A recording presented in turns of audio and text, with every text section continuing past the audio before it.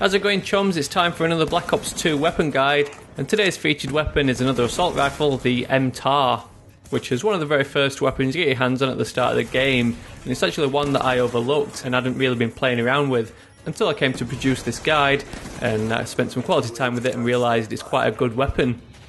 Whenever I get a new Call of Duty game, I always kind of overlook those first weapons and kind of set my sights on the later unlocks and look forward to weapons such as the MTAR or the AN94 in the case of Black Ops 2.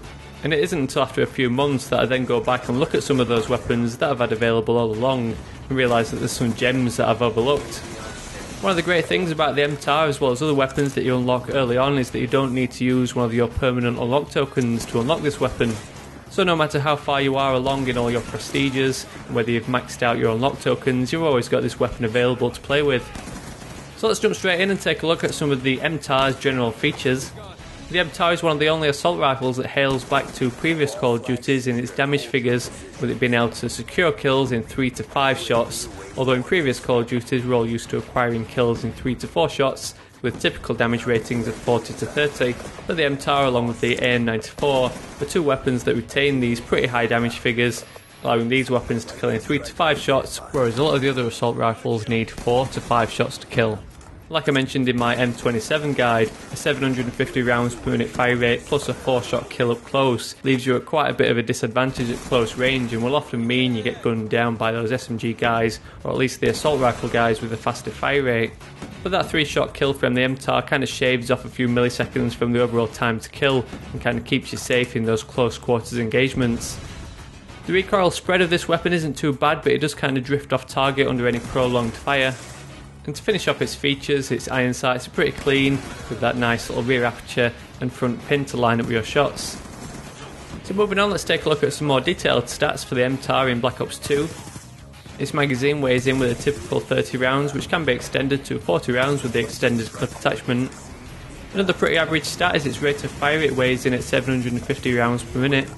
Again, this is a typical figure we see from assault rifles in Call of Duty. It's on par with the M27 slap bang in the spectrum of fire rates in the assault rifle category in Black Ops 2. The reload time is a little bit on the slow side at 2.49 seconds. This makes it roughly half a second slower than some of the faster reloading weapons from the assault rifle category.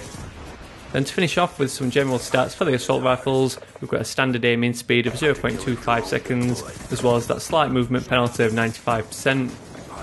So while this weapon's got pretty average stats all round in relation to the weapons in Black Ops 2, it retains all those traits of a traditional assault rifle from previous Call of Duties. If you remember back to Black Ops 1, we had weapons such as the AK-47 and the Commando, which weighed in with a 750 rounds per minute fire rate, a 30 round mag size and the ability to kill within 3 to 4 shots with those 40 to 30 damage figures. So while the MTAR in Black Ops 2 has lost a little bit of its long range deadliness, needing those 5 shots to kill as opposed to 4, it's going to feel very familiar in its performance to Call of Duty veterans. And having pretty average stats all round only makes it a very versatile weapon. There's no right or wrong attachments for this weapon, you can kind of set it up to tailor it to your own personal playstyle. So if you're more of a run and gun player, you might want to go with the quick draw handle and laser sight. Or if you're a more tactical long range player, you could always go with the ACOG sight or target finder and still perform equally as well. But talking about attachments, let's move on and take a look at my own recommendations of an attachment configuration for your MTAR in game. Like I mentioned, you can really go with any attachments you personally desire, but one attachment that will never let you down on the assault rifles is the quick draw handle. With the MTAR in particular, even though it can achieve a 3-shot kill up close, it does have quite a slow fire rate when compared to most of the SMGs. So this quick draw handle is just going to keep you alive on those one-on-one engagements, giving you that ability to snap straight on target and open fire as soon as possible. Without it, you'll find that you've dropped down dead just as you've managed to aim down sights. With this weapon having quite a slow reload time, it makes sense to try and remedy this with the fast mags attachment. A 30 round magazine isn't too bad when it's combined with a fast reload time on such as the M27, but when you're looking at that half a second disadvantage when compared to the likes of the M27, on every reload you're going to find that it lets you down quite often in battle. So at least the fast mags attachment is going to shave a second off that reload time and help keep you in the action. One attachment I usually like to recommend that's not actually a good fit for this weapon is the suppressor. The silencer is my favourite attachment to keep me off the radar as well as to reduce that muzzle flash. but this all comes at the penalty of reduced range, and with the MTAR's main selling point being its 3-shot kill range, you don't really want to ruin this with the suppressor attachment. Without the suppressor though, I found the muzzle flash did get in the way of those iron sights and made it quite difficult to stay on target. So my third and final recommendation of an attachment is the reflex sight, just to give you that clearer picture of your enemies and allows you to stay on target through that bright muzzle flash. But with this said, when you consider that the MTAR's got pretty nice iron sights, plus this third attachment is really worth 2 points with you needing that primary gunfighter wildcard, you might want to just leave your setup with 2 attachments and put the rest of those points towards a secondary weapon or even extra perks and equipment. So let me know your preferred setup for the MTAR down in the comments. I wouldn't go as far as saying this is one of the mainstream weapons, so I do think it needs any buffs in its stats anywhere to make it a little bit more popular in the community.